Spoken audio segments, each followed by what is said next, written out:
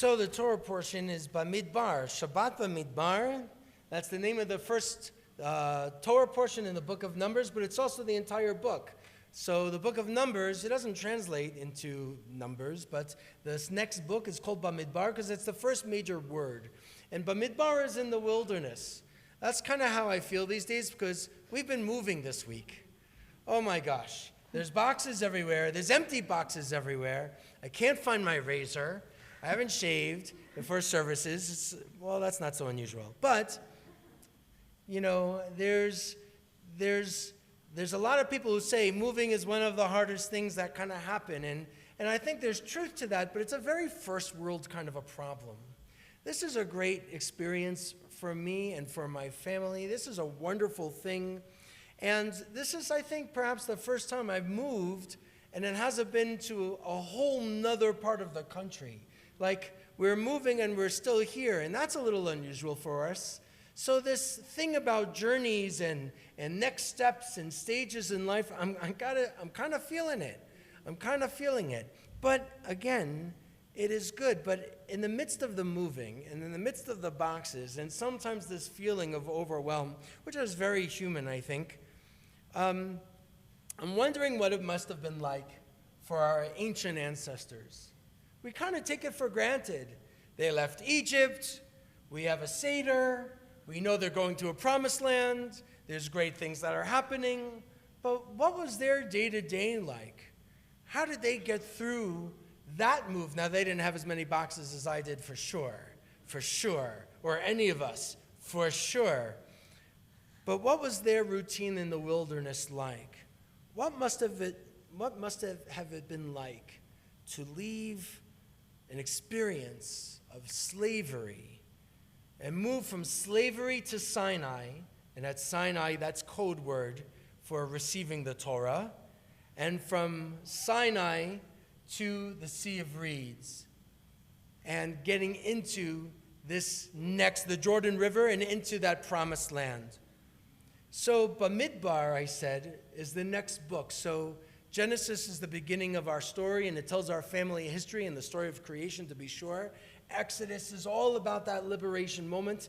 We just followed the book of Leviticus, which is about holiness and purity and high roads and kind of ethical behavior. And then Numbers is about them kvetching and real life and the hard stuff when they doubted and when they challenged Moses and they weren't sure where they were going and they missed Egypt. They missed Egypt. Gosh, can you believe that? Well, in some ways, I kind of do. It's very human. Looking back into what was, even if it wasn't so great, and thinking, it was better back then. It's sort of like our American Jewish stories of the Lower East Side. There's this nostalgia about Gus's Pickles and the Lower East Side and good mandel bread and where you can get, the best challah and all of those things. But the truth is, Jews that were describing the Lower East Side back in the early part of the 20th century talked about it as a sewer. They were devastated about living there. They wanted nothing else but to leave. And so to remember the truths about the Lower East Side, we create a tenement museum of just how hard it was. And in the book of Numbers, we see these Israelites kvetching and groaning and complaining and thinking that it could have been better back at home in Egypt. So,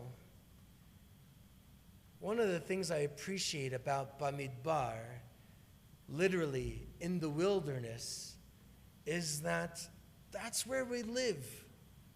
That's why my favorite holiday is Sukkot. And I've shared this with you before. I think living in these little huts and going through this new experience over and over and over again about the journey, well, that's where we live.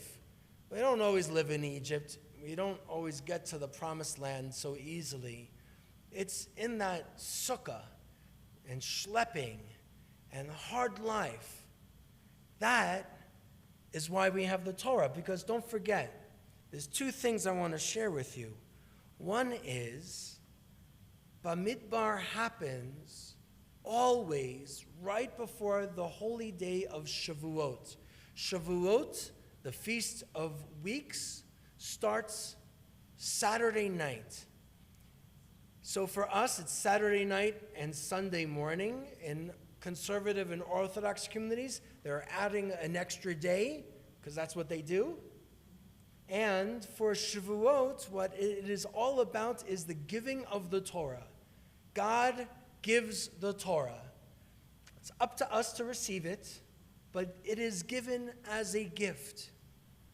Now, part of this whole idea about in the wilderness and going through the journey and receiving the Torah in the wilderness has great potential meaning for us. But for me, for now, in the midst of my boxes, I think there's something that's just kind of everyday, roll up your sleeves kind of theology. God is giving us a Torah because it's hard to get through the journey. Some days are tougher than others, and that's okay.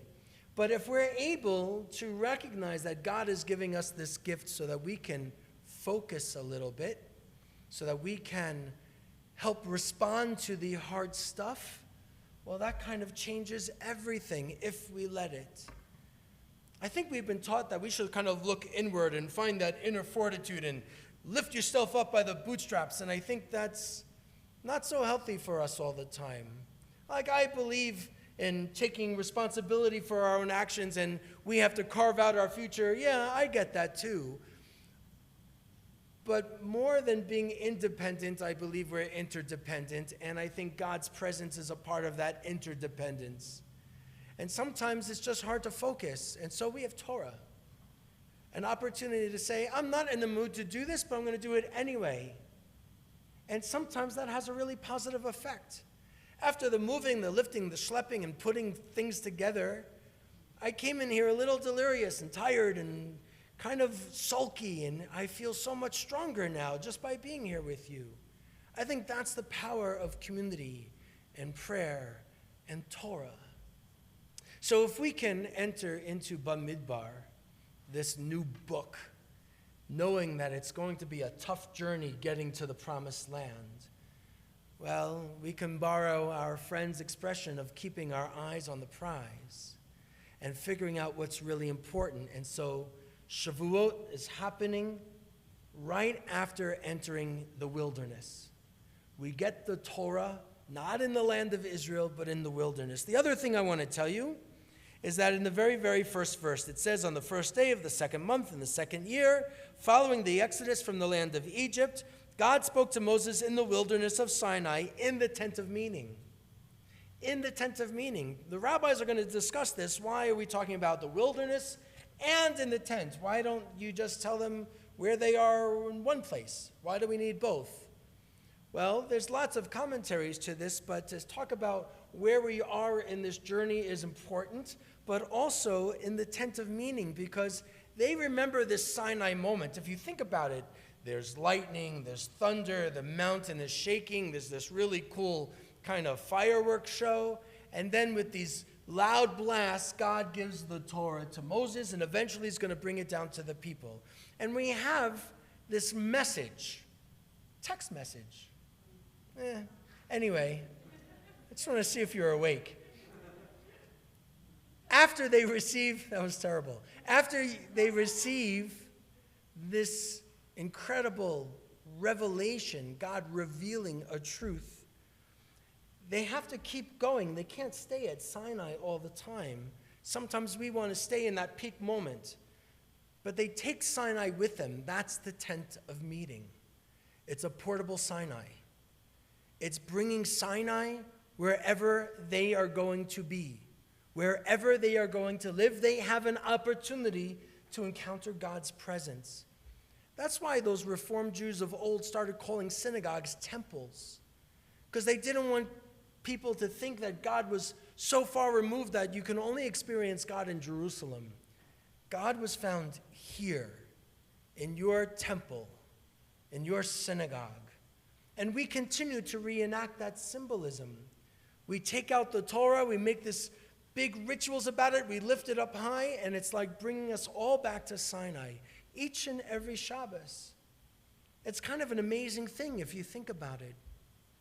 So how do I put together those different pieces of the puzzle? Life is tricky. We all know it. It's complicated. Sometimes it even hurts. And in the midst of all of that, we need to continue to find a way to be inspired and moved. And so we enter the wilderness. We're not sure about the journey. God gives the Torah. It's up to us to receive it.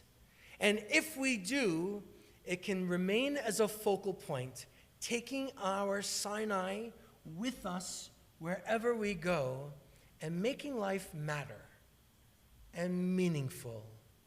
And so we continue on our journeys.